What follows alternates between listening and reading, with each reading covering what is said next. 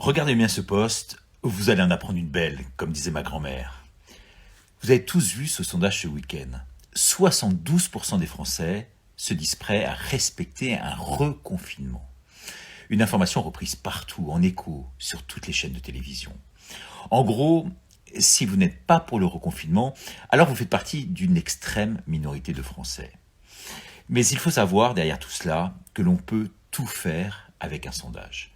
On peut lui donner le sens que l'on veut. On peut lui faire dire absolument n'importe quoi.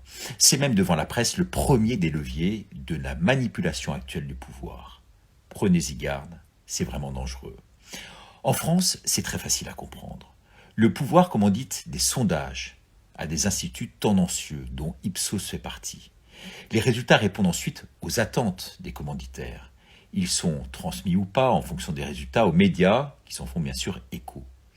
On utilise véritablement les résultats de ces sondages pour conditionner les foules, sans pourtant se poser les questions essentielles, en tout cas les livrer.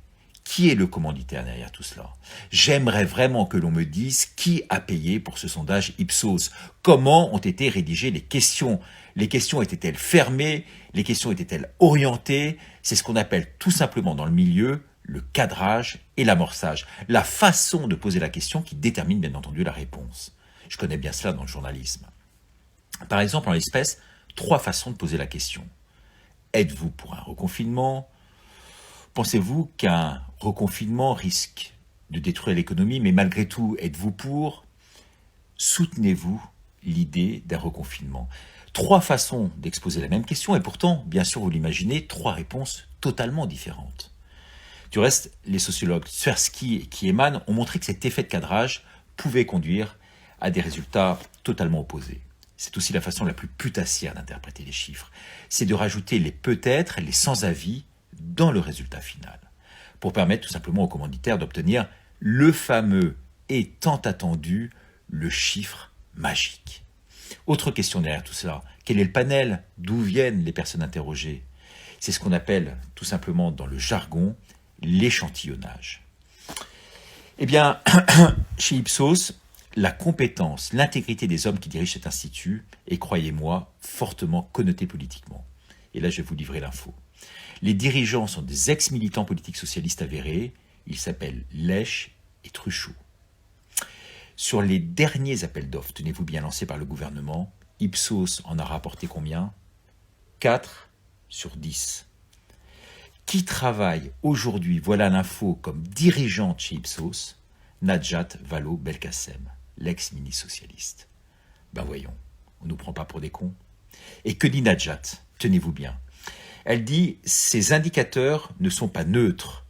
Ils sont le produit d'un système idéologique de valeurs et façonnent en profondeur la vision du monde. » CQFD.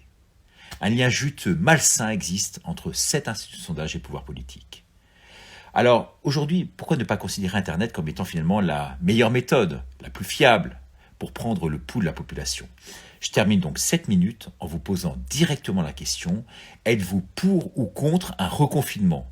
Si j'arrive à 1000 réponses, je transmettrai bien les résultats à Europe 1, au JDD et au reste. Un test grandeur nature. Merci de répondre et de partager pour ou contre un reconfinement. De qui se moque-t-on? Confiné. Pourquoi a-t-on confiné? On a confiné parce qu'on n'avait pas les masques, vu que ça ne protégeait de rien, il ne fallait pas en mettre. On n'avait pas les tests parce qu'on ne savait même pas les faire. Quand pendant ce temps-là, en Asie ou même en Allemagne, on se masquait, on faisait des tests. Bon, nous, on ne savait pas. Hein. On avait un hôpital qui craquait de toutes parts depuis des années, mais là, ça a été la débandade.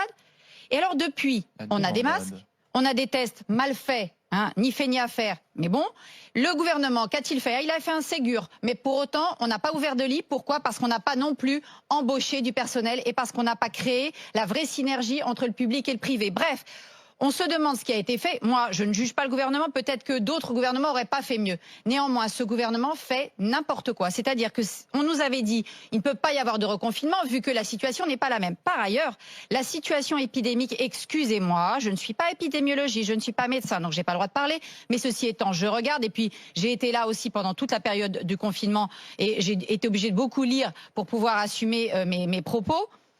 On n'est absolument pas dans une épidémie de malades graves. On est dans une épidémie de cas positifs. Oui, il y a 7% et demi de tests positifs. Ça veut donc dire aussi qu'il y en a 93 de gens qui sont négatifs. Et sur ces 7% de positifs, vous en avez les 2 tiers qui sont asymptomatiques. Vous en avez l'autre tiers qui est un peu malade, qui n'a plus des formes aussi sévères. Et vous avez toujours les mêmes, c'est-à-dire les comorbidités, les sujets très âgés qui sont effectivement dans ce couloir difficile, avec aussi une amélioration de la prise en charge médicale. Et on nous refait le coup comme si on était en février et on nous laisse entendre la petite musique qu'on va nous confiner. J'espère. Alors moi, quand je lis que 7 Français sur 10 seraient prêts à accepter ça, mais attendez, alors pourquoi est-ce qu'on fait des plateaux et pourquoi est-ce qu'on parle depuis 5 mois si c'est pour qu'encore une fois les gens soient gouvernés par la peur? Je suis sidérée qu'on puisse encore s'imaginer qu'on pourrait accepter d'être reconfinés. Docteur